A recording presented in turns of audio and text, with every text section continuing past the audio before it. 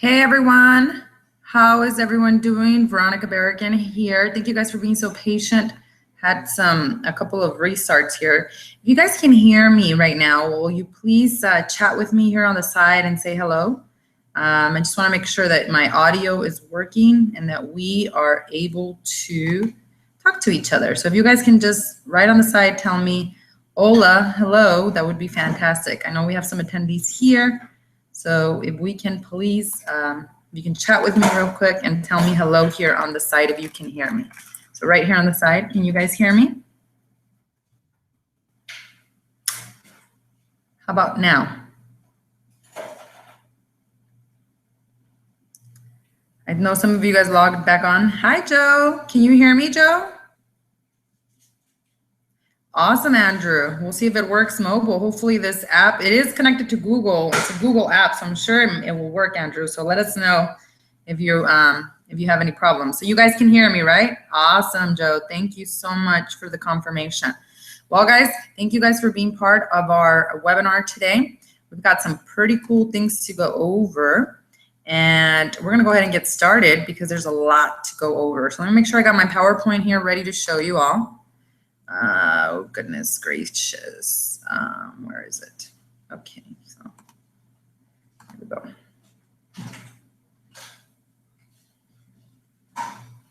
So we'll get started here. Hope everyone's having a fantastic Wednesday. I don't even know what day today is, but we're going to be going over some pretty important things. Many of you guys will have your first transaction be a buyer transaction. You know, the name of the game in real estate is leads, listings, and leverage. You do want to focus on all of your efforts being listings. However, buyers will come your way and you will never say no to a buyer, right? I mean, I never did unless it was somebody who I really could not work with based on their personality or their high maintenance demand. But definitely buyers are going to be a big part of your business. For my newer agents, it will probably mean working with these buyers, finding out a way to actually help them, and then eventually start working with the sellers on here. So today we're going to be talking about what happens during an escrow of a buyer. If you're representing a buyer, exactly what is it that the process that you need to go through. So I'll go over some of the forms. I'm going to go over a lot of the different things that you need to be looking out for. Glad it's working out. Hey, Megan, glad to have you on here. We're going to be looking at a lot of different things. Now, this class, when I taught it in person, it was a two-part class. It was almost 2.5 hours. And the reason is because we talked about two very specific things. Now, first, we have to figure out how to get buyers, right? So that's the first part of my presentation, which I'm going to do a whole webinar on this next month in August, which is already next week. And the agenda on that part of the webinar is going to include the buyer consultation, finding and showing homes, which is super important. So we'll spend an hour looking at exactly what to do with your buyer consultations, how you should be bringing in your clients into the office, what's the process that each of the consumers will be going through. And then the second part is finding and showing homes. We're going to talk about etiquette, working around armless, and what things to look out for when you are ready to actually go and show homes. Today, guys, though, we're going to be focusing on the third bullet point only, which is making and sending offers. Many of you guys are already working with buyers, so we want to make sure that you guys are thoroughly prepared and you're ready to pretty much execute once that buyer is ready to pull the trigger. So I'm going to go ahead and get started and start with right under dealing with the buyer escrow. So here we go. Making and sending offers. So many of you guys, like I said, are already working with an actual buyer. So it's super important, of course, that we understand what transactions or what paperwork actually goes with what and what to submit with everything. So I'm just going to go back really quick. Unfortunately, I have to go back and forth to make sure. If you guys are asking questions and if I don't answer them right away, don't be alarmed. It just means that I'm on the other screen. But I'll be going back and forth just to see if you guys have any questions for me. If there's anything urgent, I definitely recommend that you guys interrupt me and post it here on our chat. And I can definitely address it. We will also have a Q&A right at the end of the presentation, so you guys have the ability to do that as well. Okay, so let's go ahead and get started, guys. So making and sending offers. The first thing, guys, is that you've been showing properties to your buyer and they're ready to actually pull the trigger. They're ready to submit something. So number one, and most importantly, all of you guys need to get familiarized with zip forms. For your information, zip forms, you can actually get it from the Arizona Association of Realtors. I hope that all of you guys already have been in zip forms, but that is exactly where we write all of our contracts. The website is zipformplus.com. If you do not have your user ID or your password, then what you can do is go to AAR online, which is the Arizona Association of Realtors. That's our statewide real estate association, and you can request to get your user and password for zip forms. You will need your NERDS number, the NRDS number that realtor.org gave you when you first signed up as a realtor. You'll sign in and you can actually access zip forms through the system, or you can always call them at AAR and during the business hours, and they will set you up, because zip forms is a place where all of your transactions are going to actually exist. So in here, you can get really, really organized, and you can name your transactions per property address. You can tell the system whether it's a listing and a purchase. It won't mess you up. Whatever you pick, it's just going to categorize it, but then it'll take you to the next screen, which will then offer the opportunity to then pull up all of the documents that are available. So let me just do a quick test so I can show you really quickly. And we'll just call this a purchase because we're working with buyers today. We hit save. Select property type, residential. You really can't mess this part up, guys. You can do whatever you want and put the address on there. When you open up zip forms, it opens up to all of the documents, but you can't see them here. So if you don't click on add document, actually, you click on the side right here. You click on all forms right here. Now, where people get stuck sometimes is that the first thing that shows up is the AAR library. That doesn't include all of the forms that we use in zip forms, guys. So you need to make sure that you're actually clicking on all right here so you can see all of the different forms that are needed and used in order to do a transaction, either buy side or sell side. They are in alphabetical order, but not the way we imagine. For example, the purchase contract is not under P. It's actually under residential purchase contract. The first part of the whole forms here has to do with listings. So you'll find the exclusive right to sell, pretty much anything that has to do with the seller side. If you keep scrolling down, you'll see the rest of the forms that we actually use. You won't use any of these a lot of the time, and basically the ones that you're going to use the most is this one, which is going to be your NAR Realtor forms, which are created by the National Association of Realtors. Again, I wish they were in the alphabetical order that your mind thinks that way, but they really are. So you have to be sure that you're looking through each of the forms to see which one it is that you are picking. We're going to go over what forms are needed for the transaction on a buy side, and we also have a great checklist for you guys on exactly what to include for each of them. I'm going to go for one here that we've already created. It saves all of your information here. From here, it's super easy to transfer it over to SkySlope.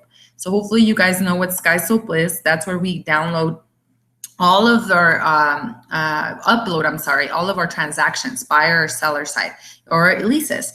And so most of the documents you're going to find in zip forms, I would say 90% of them, but there are 3 working office documents that you can find in SkySlope. Those are going to be part of your transaction as well, but that's only like 3 of them. So the rest are going to come from this area from zip forms. So I'm going to click on this one because this was a purchase. So you can see, that was an actual buy. So let's go look at the purchase. So you can see what this really looks like. Oopsie, I logged out. So let me see if I can pull up a buyer one so we can look at it. So,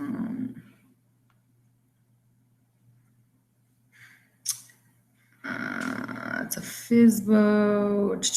Let's see. More purchase, listing, purchase, residential. Let's look at this one and see what we got. So as you start picking your forms from this side, it starts adding them to this queue right here. And you can click on them and edit them. And that's where you actually start filling out your purchase contract and all those great things, which we're going to go over right now. So it starts adding them. You can edit them from here. You can save as PDF and upload into SkySlope, which then you can send out for electronic signatures. We have a great SkySlope class coming up on Friday, 9 a.m. to 12 p.m. over at the First American Title office right next door to us.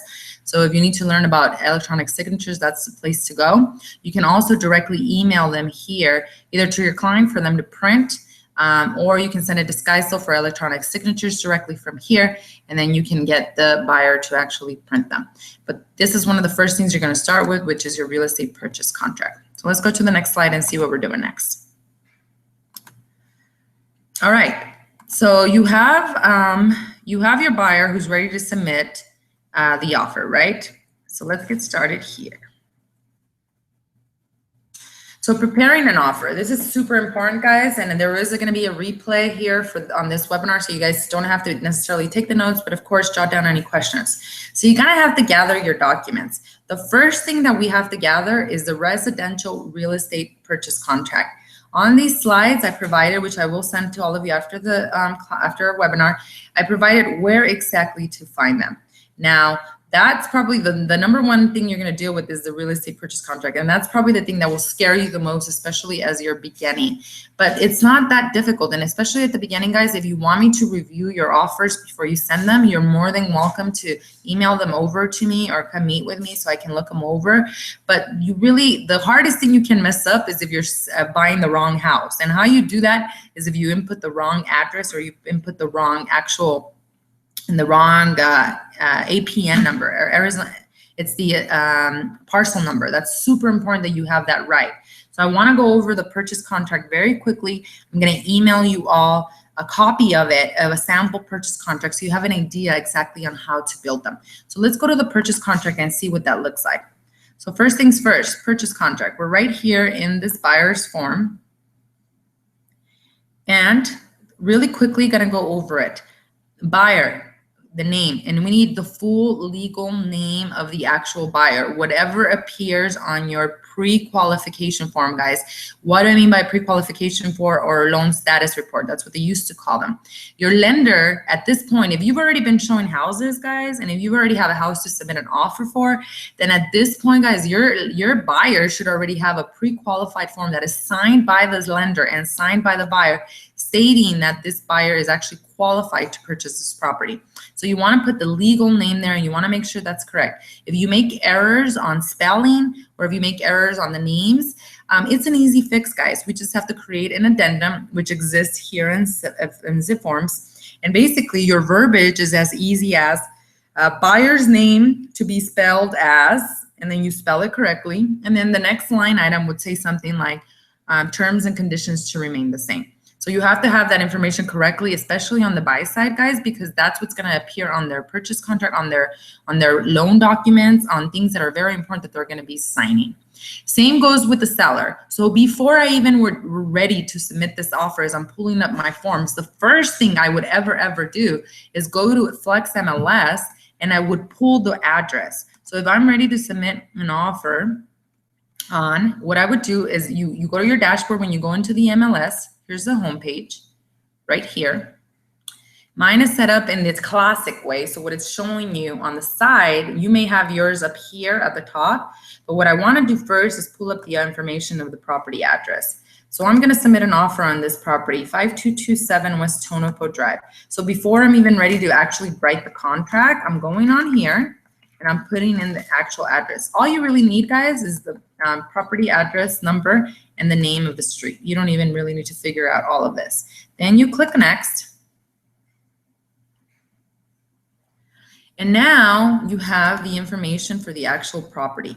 Now, one of the things that I like to do is keep this open because I'm going to need a lot of info just from this MLS panel.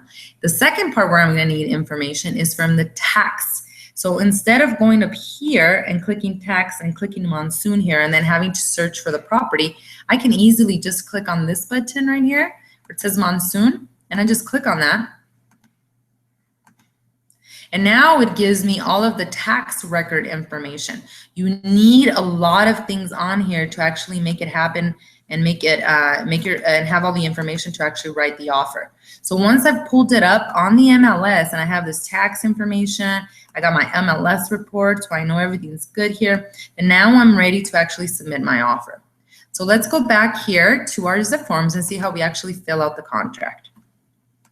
Just checking with you, okay, just to make sure we don't have any questions. So here we go.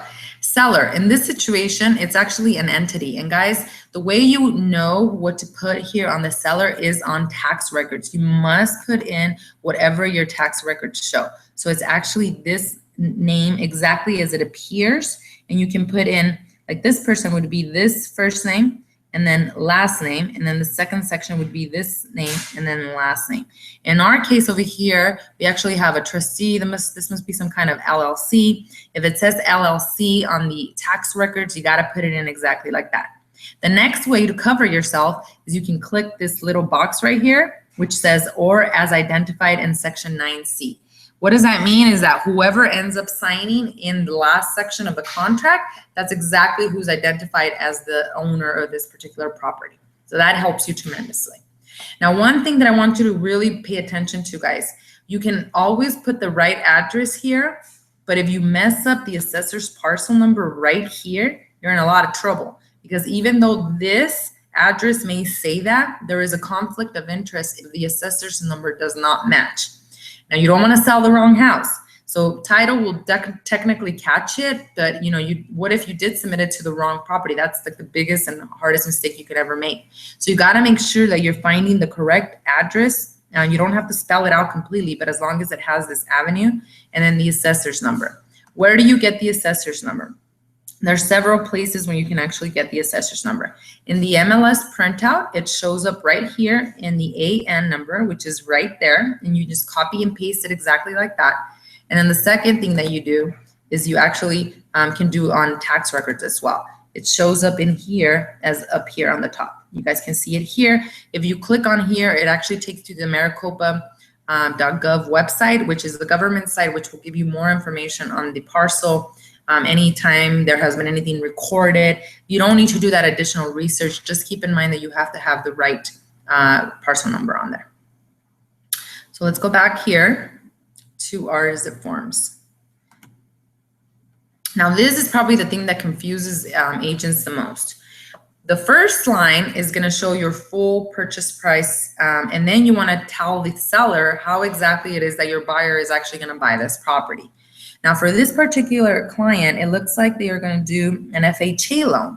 How do I know that? They're submitting $142,000 full purchase price, and not all the time you're going to submit full purchase price, guys. When you're talking to your buyers, you got to run comps yourself to see if this value is there. Another really important thing that you want to look at is days on the market right here. The more days on market, the more flexibility you're going to have on negotiations. So you and your buyer, basically, it's really your buyer who comes up with a number. You got to really learn to guide your buyers and help them be realistic too. We're not in a buyer's market where they can submit, 20 to 30,000 under on a property that's been listed for 7 to 30 days. It's just not happening, guys. Depending on your price points, average days on market are between 45 to 60.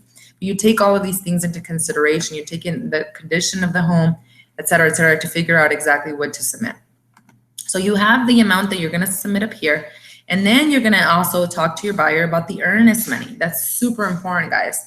With the earnest money, if you're talking about a property that's listed at $142,000, $500 to $1,000 seems pretty realistic.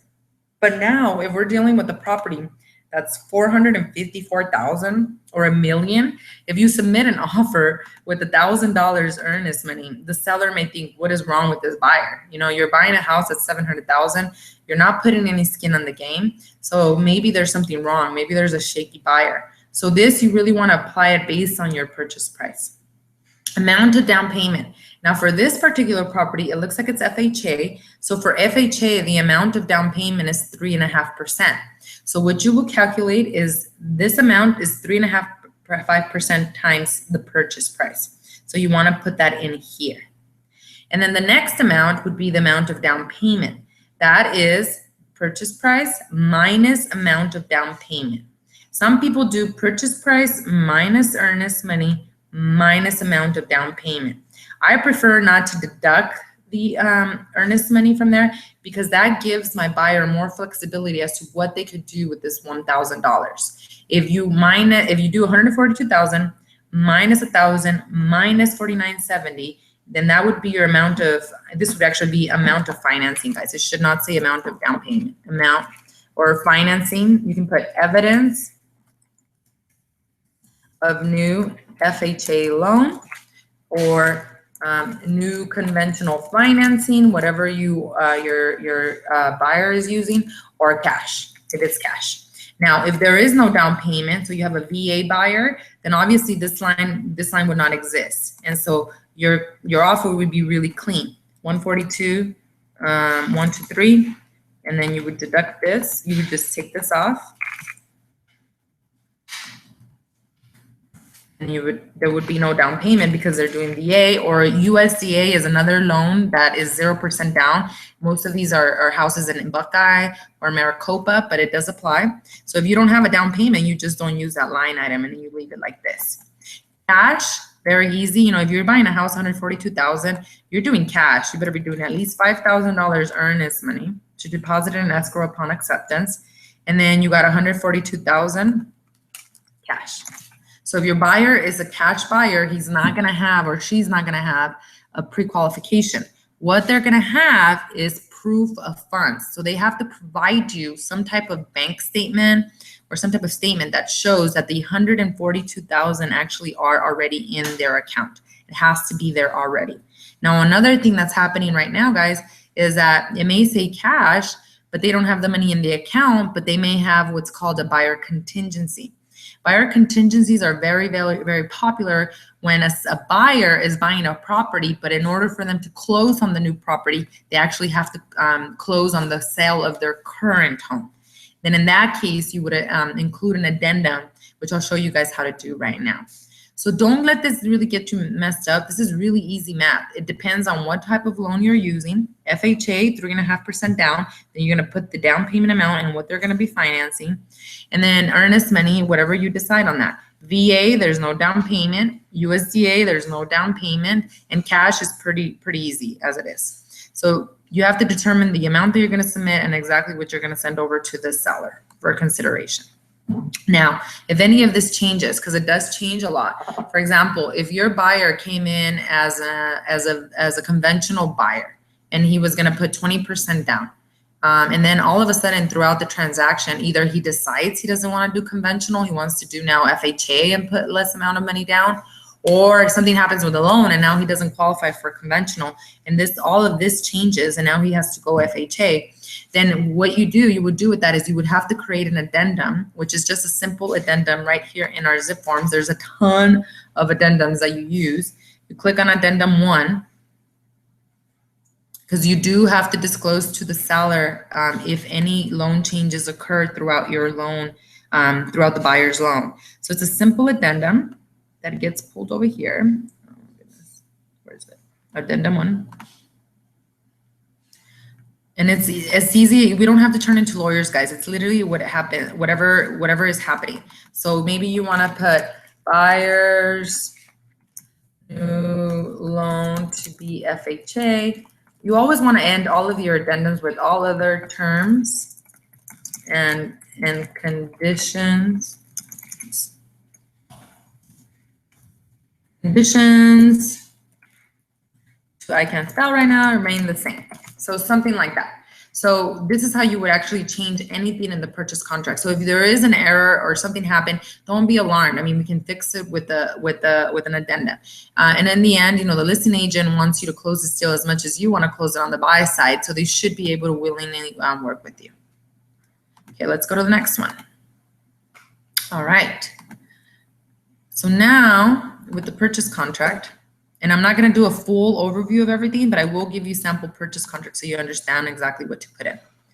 So we're going to the second page. Now, the second thing we've done with our financing, close of escrow. Now, typically, guys, lenders are asking, you know, the good lenders can close anything in 25 to 30 days, but you don't want to, you want to leave room for holidays or things that could go wrong. So I would always ask for at least a 45-day close of escrow. You don't want to close right at the end of the month because that's when title companies are extremely busy and things can get really hectic. So I would push my close of escrow maybe to the first week of the month if it's really close. When the number one thing is really what you need to do is check with your lender. Talk to the lender and find out exactly how quickly they can close this. If you're dealing with a hot property, guys, that has multiple offers and you have a 20-day close of escrow versus somebody who's coming in with a 45-day close of escrow, it actually helps your offer a lot.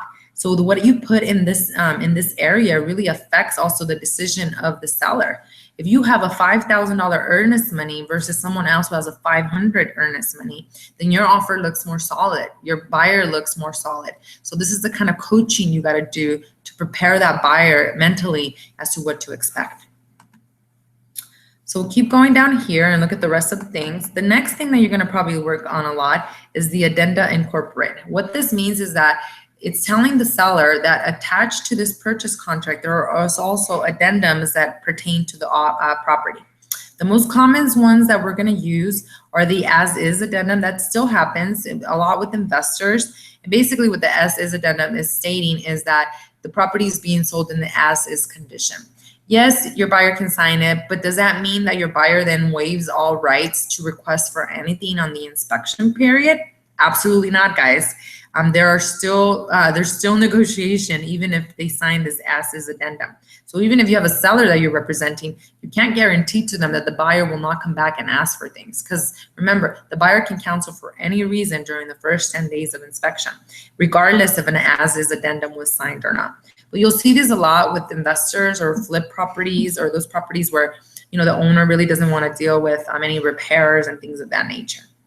Those types of properties, guys, they will not qualify a lot of the times for FHA. So make sure that you're looking on the site right here as to what types of financing the property actually qualifies. Right here in the MLS panel, it's going to tell you cash, VA, or conventional. The reason this one doesn't qualify for FHA is because it's $454,000, and the limits for FHA are $375,000. So of course, it's not going to qualify. So those are just little things that you'll know as you progress with the types of financing that you're doing. The next addendum that you're going to use sometimes is the buyer contingency. That's pretty common right now. You're going to get a lot of double transactions where a seller needs to sell and then buy something else. So the buyer contingency is used when you're telling and disclosing the seller that yes, they can close on that property, but they first need to sell their current property or close on it.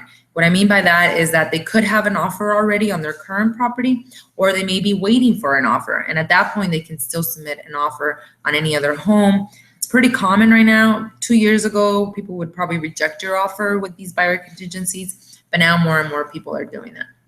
You're going to use domestic water well when you're dealing with ranch homes or acreage or things of that nature. HOA, guys, very important for you to make sure to see if there is an HOA, and that you find out right here at the bottom. Tells you. So of course you want to check on that box if you're gonna use an HOA addendum. Lead-based paint disclosure. That applies to properties that are constructed prior to 1978. That's why you need to have this open. This one was built in 1995, so we would not need it in this situation. And then we also have loan assumption, which is rarely used. On-site water treatment facility, you'll use it sometimes. Seller financing, the opportunities are more rare and rare. Short sales, they still exist, or a small number of percentage of sales, but you may use that as well. And any other addendums that you may use or that you're trying to clarify. Hopefully this makes sense. Let me know if you guys have any questions on this one. I'm going to move pretty quickly on this.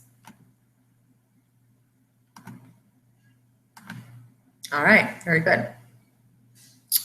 So here we go on to the next part. This section, a lot of agents tend to miss this. If there's a refrigerator, washer, and dryer in the property, you can tell by the MLS. But even if it's not in the MLS, guys, you can still negotiate it. So make sure that if you're wanting to keep that refrigerator, washer, and dryer, that you're actually checking the box. If you do not check the box and you submit the offer, you're pretty much out of luck. So you want to make sure that you're clicking on this. Or anything that is just also a personal item. What would apply here in this section? Maybe there's a swing set. or maybe there's something that is not attached to the property that you want the buyer to keep. You know, certain maybe there's a TV mount that looks like it's not a fix and you want to really secure it. You want to be careful here not to put too many things, especially if you're doing an FHA loan for the buyer. FHA is very picky and they want to know, they want affidavit of values. They want to know exactly what things are worth. And so if you are going to do an FHA loan, I would suggest that you do an addendum separate to the contract stating any personal property that you actually want, that the buyer wants to negotiate and keep. So you can put anything in here if you want to keep their dog or their kids, anything like that. This is a section to actually put it. Or if it's FHA, you want to go ahead and move on with an addendum. Second section is all about financing, guys. If you're doing a cash transaction, just like it tells you right here, you don't have to do anything on here. But this section is very important if you're asking for closing cost assistance. You're also disclosing what type of loan the buyer is using. Here's where you actually input the percentage or the amount that your client or your buyer needs. Again, check with your lender. Typically 3% will cover closing costs, but if it's lower than 3%, if you're dealing with a really hot property, then you want to check with your lender to see whether you can get a lower amount, which will help you get your offer accepted. VA loan costs, we know that the seller is required to pay certain loan costs. So that's already part of the contract, but if you want them to pay additional amounts, then you would have to put that on here. So just talk to your lender before you submit any amounts or anything like that. Second section, appraisal fee, guys. Typically the buyer is responsible for that. You're gonna find very few sellers that will take on the liability of paying for this if they don't know if it's actually gonna close. So you're gonna tell the seller, if you're asking for 3% closing costs, is that part of the appraisal fees or is that separate from the appraisal fees? And that really just depends on the buyer, but you really gotta coach your buyers and understanding that sellers are really not gonna take that up as an upfront cost and risk the fact that you could probably cancel in the inspection. So really get your buyers to understand that this is something that most of the time they're gonna be responsible for paying.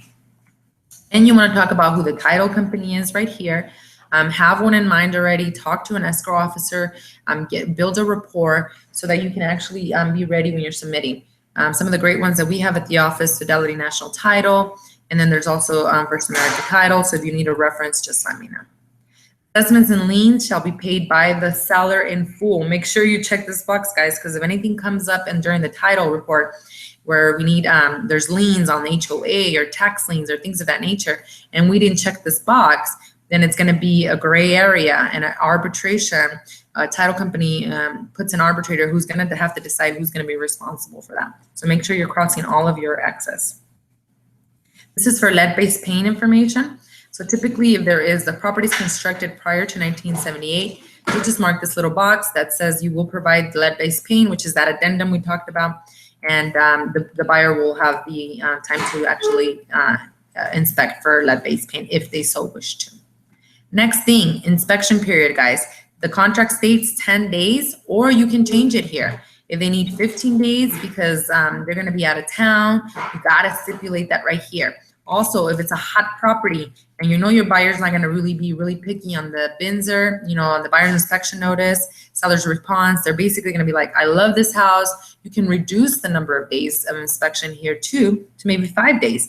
What does that do to the seller? It really shows that the buyer is ready to go, move forward, get this thing closed. So it can definitely help you in negotiations when you're submitting offers to properties that have multiple offers. Sewer system is usually what you're gonna check, especially for homes and regular tract homes and subdivisions. Septic is for our acre homes and things of that nature, or alternative systems. This information you get from your MLS plano, which is this guy right here. I keep calling this is the MLS plan. All right, now on to the next. Initials, even if there's no pool, they gotta get initials on all of this. And it's at the bottom of each page. All this stuff you really don't need to change. You can leave it as is. It talks about the actual process of the buyer's inspection and how to respond with repair requests. Home warranty, we have two preferred home warranties. You can have your client choose which one they want to pick. This is all negotiable. Either they're declining the home warranty completely because it was a hot property, or maybe they want a home warranty to be paid for by the seller. It will not be included as a closing cost assistance, so you will stipulate exactly how much it's going to cost here, the name of the plan. Usually they're called like basic, and then the actual company who's going to use it. So you can do HSA, or we have our new partnership with American Home Shield that we introduced our rep today. I'll be introducing him to our Tremonto agents tomorrow at our sales meeting, and also North Peoria he'll be there as well to talk to you guys about the new partnership. This way you guys are able to offer two choices to your client, removes a lot of the liability from all you guys. Additional terms and conditions. Now that we include closing cost assistance in page 2 of the contract, we don't use this as much, but some of the things that you're wanting to do on here, if you're buying a property for yourself, you have to disclose that you are a licensed agent. So you put buyer is a licensed agent, things like that. If you want to get more, if it's a conventional loan and you want to get more specific on the personal items that you want to keep, this is where to put it. With FHA, guys, keep these contracts as clean as possible. Don't use a lot of verbiage. Don't use a lot of different lingo on here. Don't turn into attorney trying to reword the entire contract. This is really for things that the contract has not made clarified. You can use this section, or you can use an addendum, which actually keeps the purchase contract much, much cleaner. And then almost the last page, you're telling them they're going to deposit earnest money, either a personal check or a cashier's check. Either is fine. You're going to deposit it always with your escrow company. The seller will need to initial here and also here. And then right here, guys, you're letting them know how much time they have to respond to your offer. 24 hours is what's typical. If it's a hot property, you got to talk to the listing agent and find out when the seller will be making decisions on the multiple offers, so they'll be able to guide you. Last section is going to talk about the actual who you are as an agent, all the information, the name of your company, firm state license number, which we have that on Department of Real Estate. MLS code is actually here in our listing. So we are PR, we're right here, PRAZ11, and here's our license number. So you're able to plug that in there. That information you really can't mess up. The most important thing I would say is make sure you're disclosing if you're representing the buyer and the seller. So on here, you want to put buyer or the seller or both if you're doing it.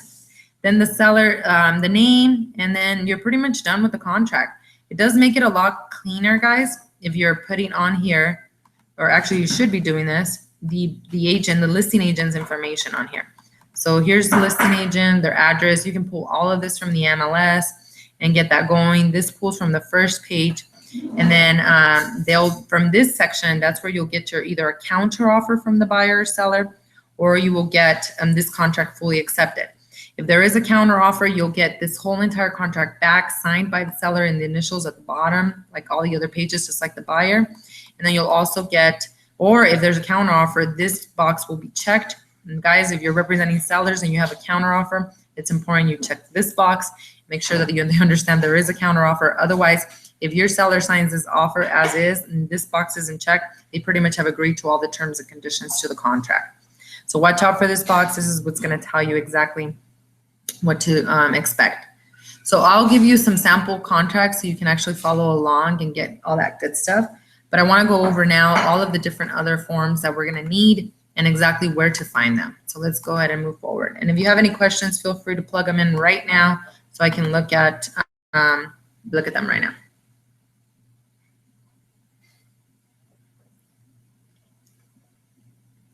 All right. So let's go back to our PowerPoint. All right. So you get the residential real estate purchase contract right from Zip Forms. Your pre-qualification form, you get that from your lender. And that's way before you even start showing homes. Never go out there to show homes with someone who does not have a pre-qualification form or proof of funds. Property info, I just showed you. It's right off the MLS. Tax info, I just showed you. It's Monsoon, right off the MLS. HOA addendum, only if applicable, guys. Only if we have an HOA. You get that from Zip Forms.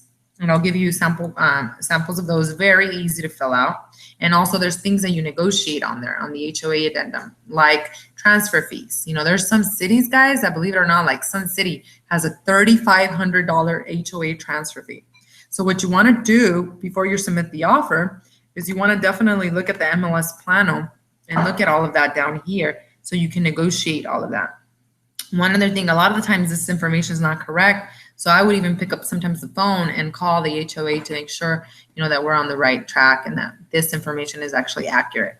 You can also do a full search with the subdivision name, Arrowhead Lakes, and you can see what other HOA or what other MLS listings actually show, just to confirm that that's the amounts that you're actually dealing with. As is addendum, if applicable, you're going to get that in zip forms, which is where I was just at with the purchase contract. Lead-based paint addendum, remember guys, 1978 or older. That's when you would use that, and it's in zip forms. Buyer contingency addendum, remember guys, that's if the buyer has another house that they need to close on or sell or get an offer on. Pretty easy to use. There's two sections. One is for a seller who needs to get an offer on the house, and the other one is for a seller who actually needs to close on a house, which means they already have an offer on their current home. And you can do double closings on these. It's happened. If you have a great lender like Freedom Mortgage, Lulu, she can actually do both at the same time.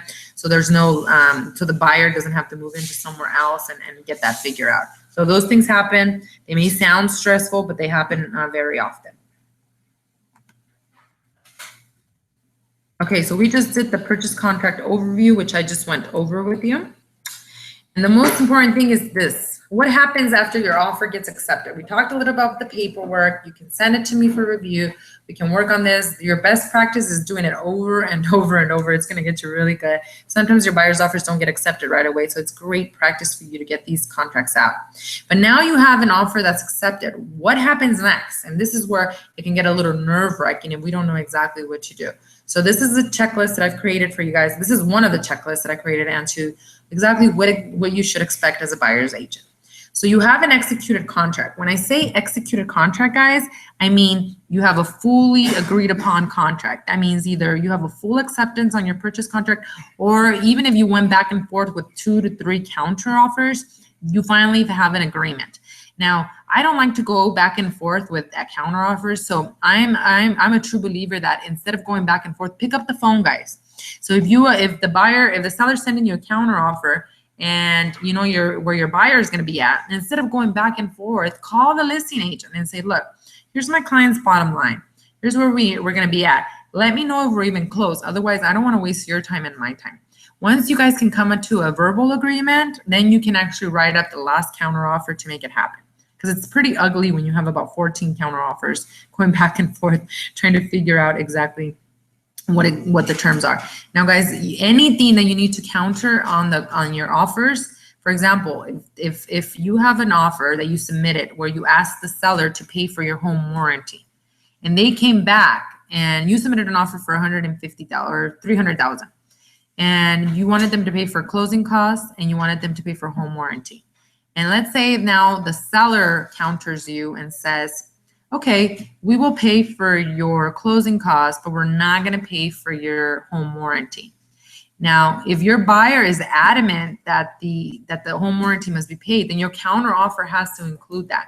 It does not have to include closing costs. You don't have to reference that on the counter offer anymore because that's already agreed upon. The only thing that you would now include in your counter offer would be something like seller to pay for home warranty, and then all other terms and conditions to remain the same. You don't have to reiterate what the last counter offer said. Whatever you already agreed upon, don't bring it up, don't add it again to another counter offer because it just starts to get messy. Every time you're countering anything though, it has to appear on the new counter. You gotta make sure that communication is correct, otherwise it can get nasty. Another thing I'm gonna tell you guys about the purchase contract, never, ever, ever, ever, ever talk about commissions on the purchase contract. That's something that you deal with. Your compensation agreement, guys, is this MLS panel. This is telling you exactly how much you're gonna get paid, and right here, 3%, right? So this is what I would check right before I submit the offer to make sure you don't got any smart agents that change this amount. And that's all you need. Now, let's say there's a bonus offered, because that happens sometimes. You don't have to now add it to the purchase contract or add it to an addendum to cover yourself. As long as it's on the MLS panel, you are good to go. Now, if it's not on the MLS panel, what we do find to be common is, let's say it says here 2.5%. Well, I always coach my agents in making sure that they pick up the phone, talk to the listing agent and saying, I don't do discount deals. You know, I get my full 3%. So either you pay me my full 3%, or guess what? My buyer's probably going to send you a much lower offer, because otherwise I'm going to get it from him, the 5% that the 0.5% that you're jipping me on. And so learn to negotiate for yourself, and then ask for it in an email at least. If they haven't changed the MLS plano, verbal is great, but you know, verbal doesn't really help us. And there could be some agents that are nasty and they don't honor it. So either you have it in an email, or you have it in an addendum that's separate, or you have it on here. You don't ever want to discuss commissions on the purchase contract. That's super important. It affects your loan. It affects even ethics. We don't want to ever try to stop a transaction because we're now fighting for commissions. So sometimes you gotta, you know, when you can't get them to negotiate with you, you gotta take it and move forward, because your buyer loves the house. But most of the time, guys, you pick up the phone and negotiate for yourself. All right. So next thing, coordinate earnest money pickup. This is your responsibility as a buyer's agent, guys. You gotta do that. It says, you know, within 24 hours, I call it ASAP. If you get an offer accepted on Saturday, obviously the title company is not open, so you can't do it on Saturday or Sunday. So Monday would be the next working days. Holidays, same thing, same situation. But it's your responsibility to coordinate the earnest money pickup. Some buyers give their earnest money to the agent, and then the agent goes and delivers it to the title company. You guys don't have to do that, guys. They have pickup service that's for free. They can pick up the earnest money made out to the title company from the buyer's work, from home, from any of those places, or the buyer can deliver it themselves. But it is your responsibility. This is what we call opening escrow. It is your responsibility to open escrow as soon as possible. So you got to get your buyer prepared when you're writing that offer to have that check ready. If they're doing a cashier's check, you know, wait until it gets fully accepted. That way you don't have to, you know, deposit it again if it doesn't get accepted. Third thing you're going to do is you're going to provide buyer with inspector's contact info. And that's ASAP, guys. You guys have only 10 days, and that's calendar days, includes weekends, to do your inspection. Sometimes when you call an inspector, you know, they have a turnaround time of 24 to 72 hours. So you don't want to wait till the last minute to actually get this done. Plus, you're going to have to coordinate with the listing agent, the inspection. So if it's a property that's occupied, you know, you want to make sure that you have enough time to actually make this happen. And another thing is you want to provide the buyer with a couple of inspectors. That way you remove the liability from yourself. Should something go wrong with the inspection, or should they not be happy with the inspection, you know, you basically have given them a couple of options and they can decide. I have names of a couple of really good ones. So if you guys need that, just let me know. When we go over the class next month on your buyer presentation, this is one of the things that we touch upon on setting expectations and them understanding the process. And then you have the buyer schedule the inspection within the first 10 days of the accepted contract. With that, guys, it's just important, because if you pass even 1 minute or 1 minute past midnight on the 11th day, you're in trouble. You're out of luck. And there's nothing that they can really ask for. And it's going to be harder and harder for them to cancel the contract should there be something wrong. Fifth thing you're going to do is you're going to obtain the seller property disclosure statement. That's about a 9 to 10 page document that the seller fills out. The listing agent should be sending this to you immediately after contract acceptance. It doesn't always happen, guys. That and the clue report. The clue report is going to give you history on any claims that have been done on the property for the insurance. So you want to know that, whether it burned down before, et cetera, et cetera. You should be getting it within the first 10 days. Like I said, a really good listing agent has it already ready to go, submits it to you right away.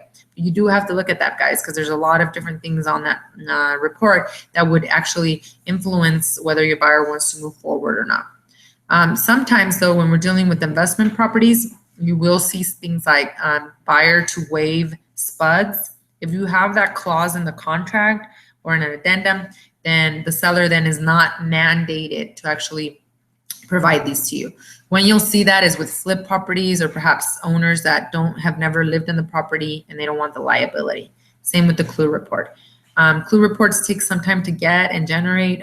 Some agencies take 72 hours to actually get them to you, and some it's pretty immediate. But this is information that your buyer should be reviewing within the first 10 days, guys. First 10 days.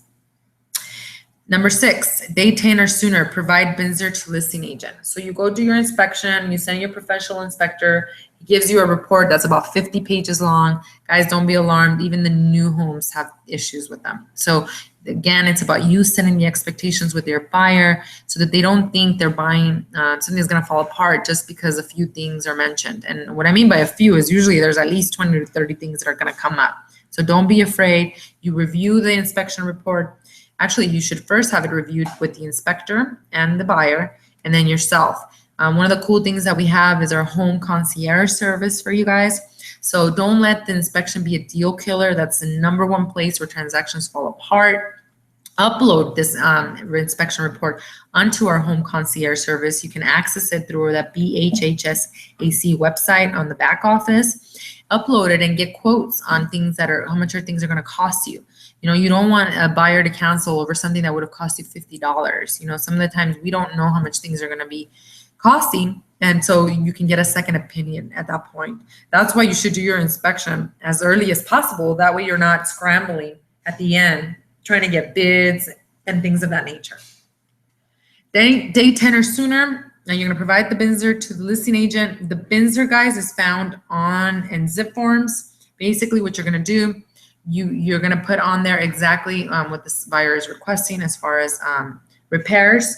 You can't just say, see attached inspection report. That does not work. You have to stipulate on the BINSR exactly what your client is requesting. And then after you get through the wonderful inspection period, which is probably the toughest, this is where you'll find that buyers either get cold feet or they're really concerned with the repairs. And then also you sometimes have wonderful expansions where you don't have to worry about anything. At that point, you as a buyer's agent, since the inspection was, all the terms were agreed upon, we're good to move forward, the property's good, then you should be contacting your lender. And you should be calling the lender and making sure that the lender has then ordered the appraisal. Now at this point, you know, you don't have things to worry about as far as cancellation. So if the buyer has to fork up the $500 to pay for this appraisal, less risk that it actually is going to fall through. So you want to then talk to your lender and request the appraisal. Another thing to do at this point that's a good idea is to ask the lender for LSU, loan status update. You're going to need that for your sky slope document, so might as well start asking for this. A good lender will automatically give you some type of status update every single week. So don't be shy to call and tell them, hey, where's my update? Where's my update? Especially on the buy side, guys, we deal with so many different things, especially now then things have gotten stricter on the buy side. So you want to make sure that all the ducks are in a row, that everything's all the T's are being crossed, the I's are being dotted, and that you're on track. Appraisals, guys, take about 48 hours to 72 to actually schedule. The appraiser will call the listing agent. The listing agent at that point will then coordinate a time and date for the inspection, and then the appraiser will do the appraisal, but then they need at least another 24 to 72 hours to get it back to you. So from the beginning where they actually request the appraisal to getting it back from the appraiser, it can take anywhere from 5 to 7 business days. So that's why this is such a meaty part of the transaction that you want to make sure everyone's on track. And there's a lot of volume right now, guys. So appraisers are very, very, very busy. All right. So now that the appraiser is done, let's say that you get it back as a report. It belongs to the buyer. The buyer does not have to submit it to the seller. But if it does come in low, let's say you're trying to buy the house for $400,000 and it came in at $380,000. At that point, you know, if you need to go back and negotiate it with the seller, you need to tell them, hey, appraisal came in at $380,000. My client is not going to come out of pocket for this. You either reduce the purchase price or we're going to cancel. There are times, though, when a buyer has paid the difference themselves, and that just really has to do with the situation and the property.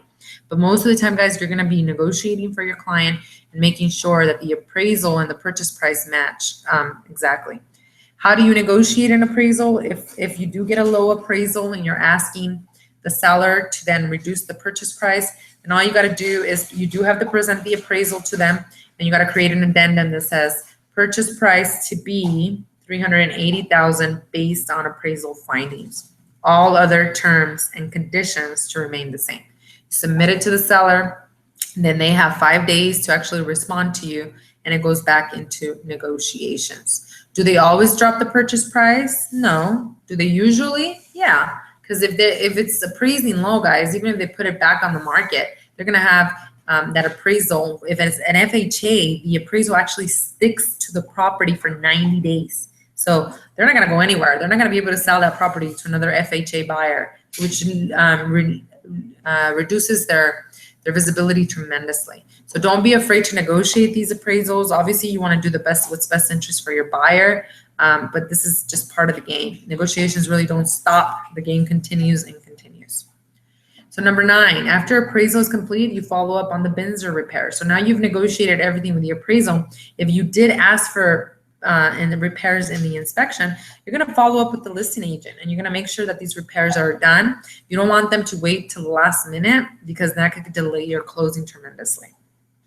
And at this point, you as a buyer's agent and the buyer don't go back to the property and re-inspect. You wait actually for your final walkthrough to actually make sure that everything was done as requested. Number 10, after appraisal is complete, you contact the lender and then you ask when the file will go to final underwriting and you update the listing agent. What does this mean, guys? When the appraisal is done, what that means is that the lender by that point has really received all of the documents, financial stuff from the buyer. They got the appraisal now, and now they have what's called a full package to submit to an underwriter. An underwriter is the person who makes the final decision on the approval of the loan. So they package it, and a good lender packages really well, makes a really compelling case, and puts it together and then sends it to their underwriting department. Now that, guys, takes anywhere from 24 to 48 hours to come out. And when it comes out from underwriting, it either comes A, fully approved, and you can move forward to actually create loan documents to close the deal, or B, it can come out with additional conditions. Maybe they need an additional verification of employment on the buyer. Maybe they need an additional paycheck stub or another bank statement. There's millions of things that the underwriter could request in addition to actually approve the loan fully. So you don't want to be waiting to the last minute for this, guys, because if you do, it could add an additional 2 to 3 days. Once your appraisal is done, you got to find out exactly when this file is going to go to underwriting, and you got to make sure you're always watching that close of escrow date. Number 11, make sure your buyer received the closing disclosure at least 3 days prior to closing. So if you guys are closing on August 15th, and let's assume that the 12th is actually a regular business day, then your client, because of the Consumer Federal Protection Bureau, which is a committee that the government created to protect consumers from all of the fraud that happened in 05, 06, and in 07, there's a closing disclosure that the buyer must sign, which then stipulates exactly what the closing costs are going to be. Now, the buyer has to sign this 3 days prior to the close of escrow at least. Why? Because when they sign this closing disclosure, by law, the buyer has to wait 3 days in order to be able to move forward with actual closing and signing loan docs. So there's no way around this anymore. It used to be where we could close and fund the same day. Now the buyer has to wait 3 days before they can actually move forward. So if you're closing on the 15th, you already should have in your head that this closing disclosure should be signed at a minimum on the 12th. Best case scenario, a good lender has them sign it on the 10th or on the 11th so that they're not scrambling at the end. Number 12, after they sign the closing disclosure, then you want to call the title company yourself and confirm the signing appointment with your buyer. You want to do this at least 3 days prior. Why? Because of the closing disclosure, and also because just availability of the title company and your buyer. You know, you don't want to be frantic. If you had such a great, smooth transaction throughout the whole process, and then you get to the end and you're really pushing and you're trying to do everything on the same day, it's not a good feeling for your client. It's not a good feeling for your buyer. It really freaks people out. So you want to make sure you have enough time to actually manage that. So you confirm, then you call with the title company. The title company coordinates as well, but it's always great for you to be proactive. I always say, you know, as agents, we're like wedding coordinators. We're making sure all parties are doing what they're supposed to be doing. The band is playing what they're supposed to be doing. The servers are serving exactly what they're supposed to be serving. And I would never, ever, ever let the bride know if there's a problem. I would always make sure that I can fix it prior to ever letting them know. Why? Because then they feel like they had a wonderful, smooth transaction. The title company, they're great for as a resource to call and find out what's happening and to help you really navigate through all the process. After you've scheduled your title appointment, you're going to schedule what's called your final walkthrough. These are great to do 2 to 3 days before the close of escrow, either right before they sign or after they sign.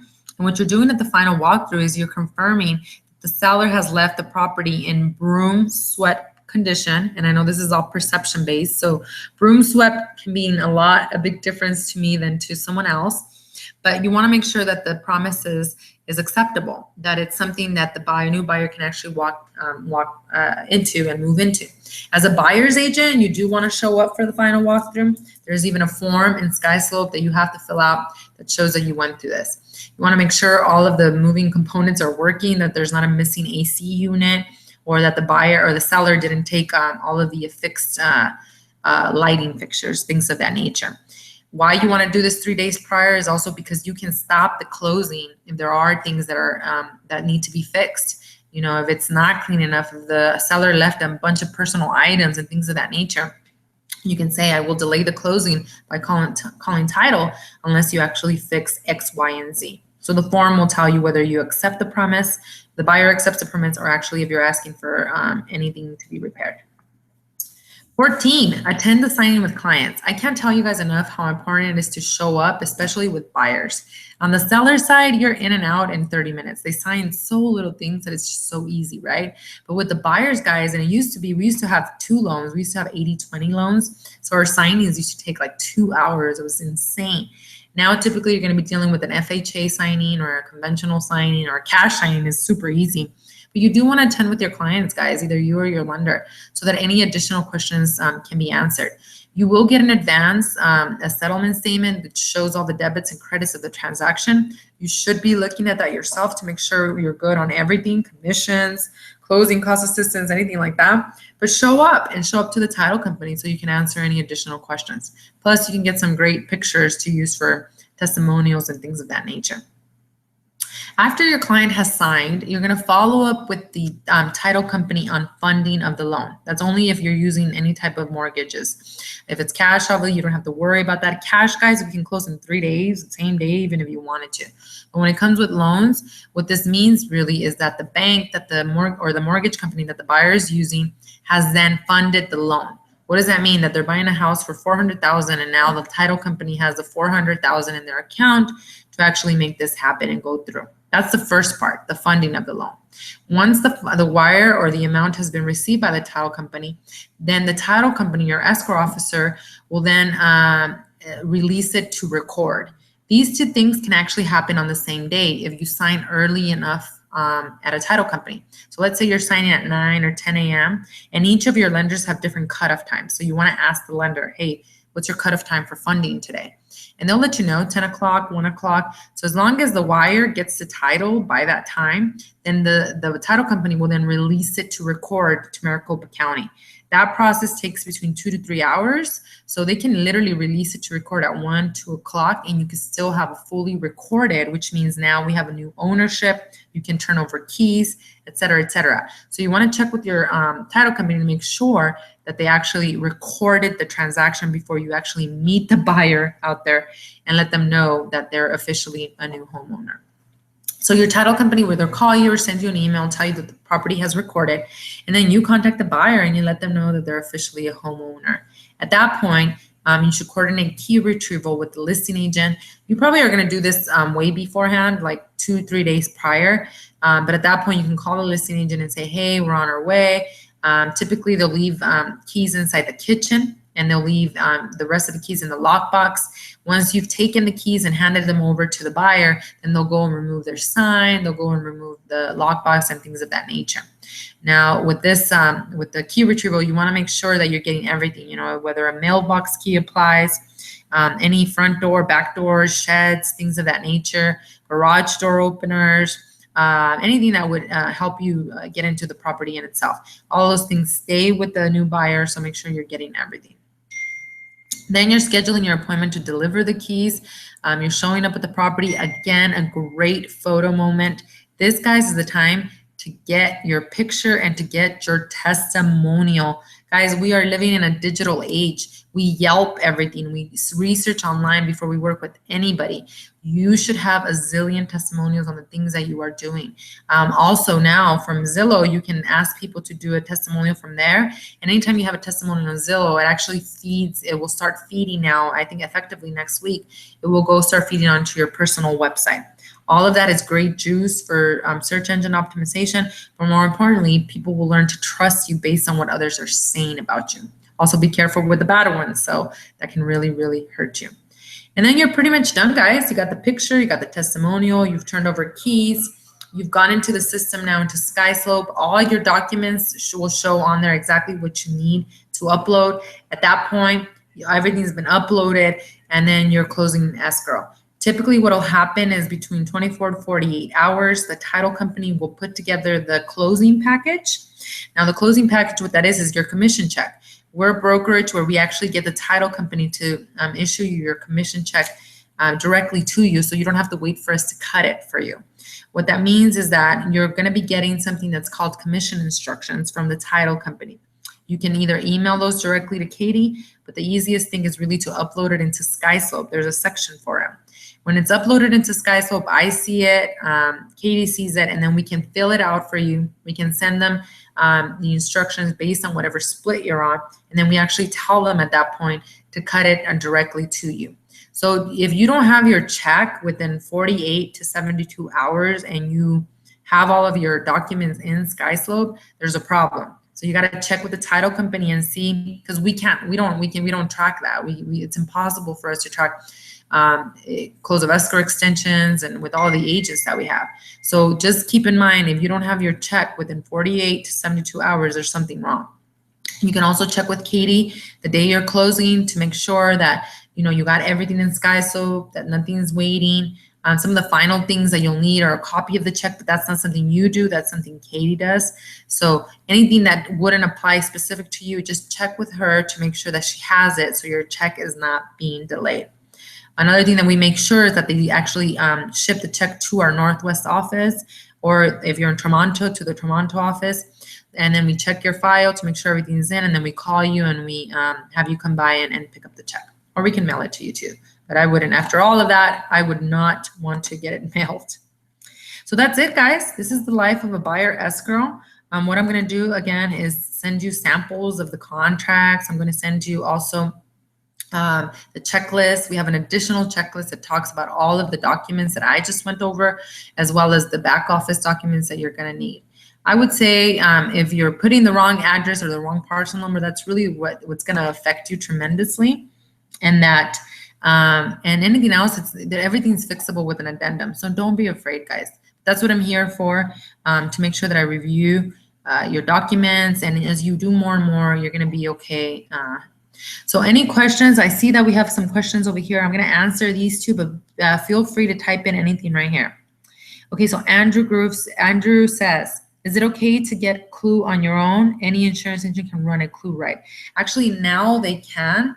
When I go to my listing presentations, I have that expectations up front with the seller to have their seller property disclosure statements done and to actually get that Clue report way before we even list the property. That way you're not scrambling, because there are some companies, and I want to say it was Geico, but I'm not exactly sure. I know it was a bigger company that actually takes almost 3 to 4 days to get it to you. You don't want to do that. And then there's also the unprofessional agents that just wait to do everything for the last minute. So yes, you can get it yourself, Andrew, and that's a great on the seller side. On the buy side, it's going to be hard. If you're representing the buyer, you don't have a lot of the information from the seller. So for you to call an insurance company and get it for you, it may be a little bit more difficult. What I would do is just make sure I stay on top of the listing agent.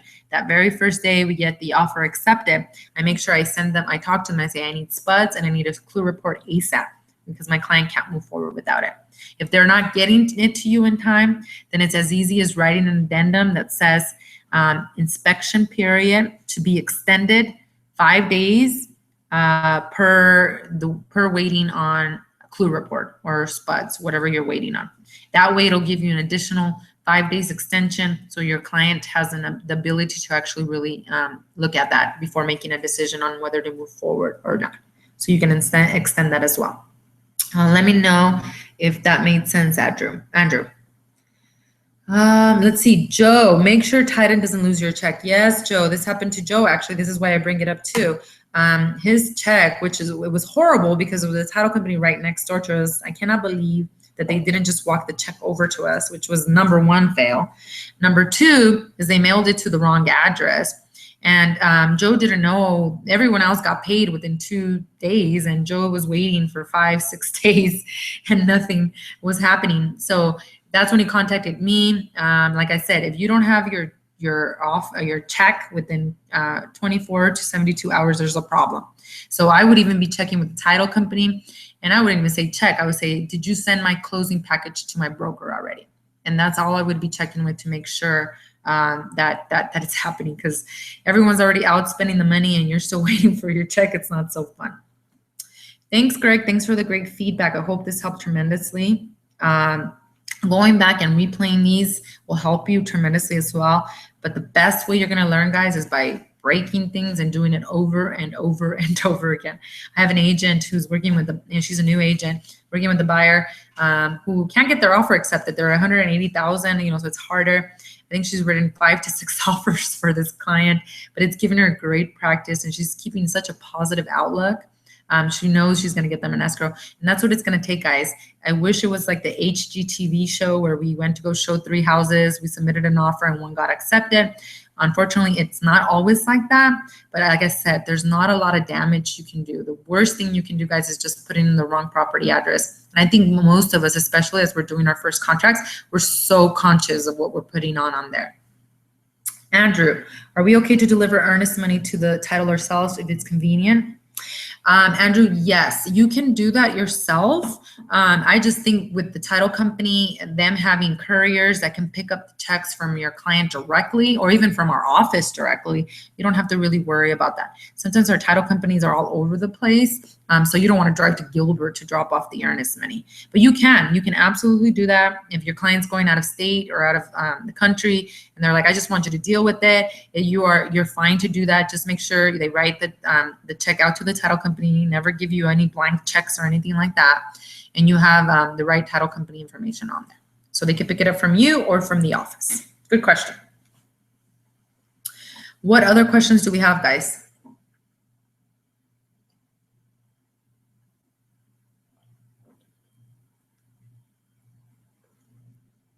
Wow.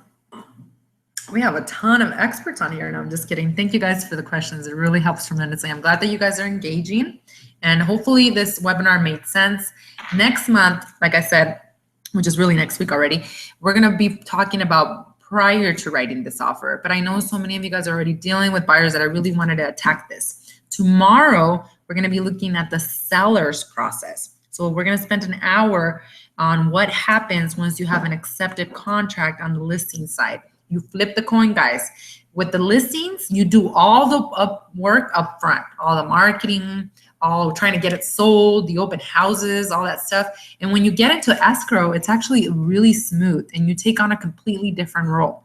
With the buyer side, all the work comes in right when you get that offer accepted. Of course, showing the homes is a big deal, but you're much more hands-on on the buy side. So we'll be doing the life of a seller escrow tomorrow.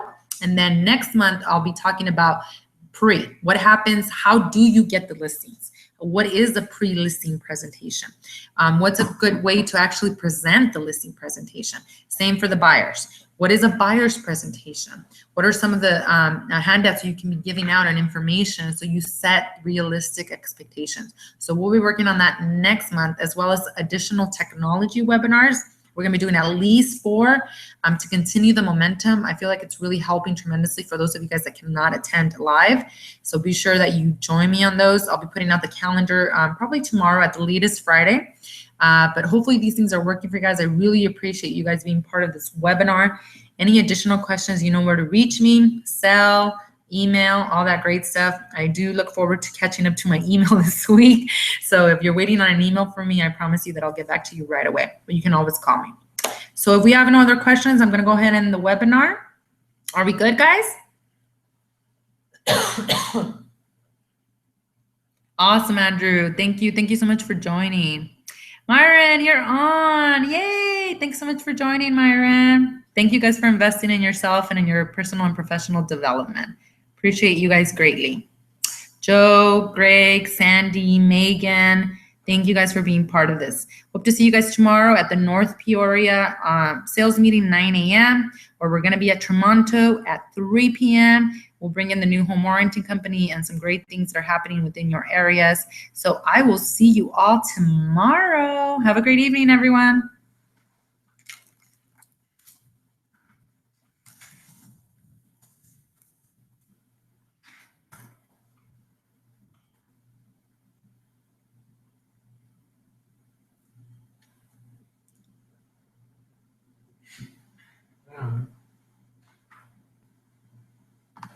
There was no question. About 6. That's pretty good.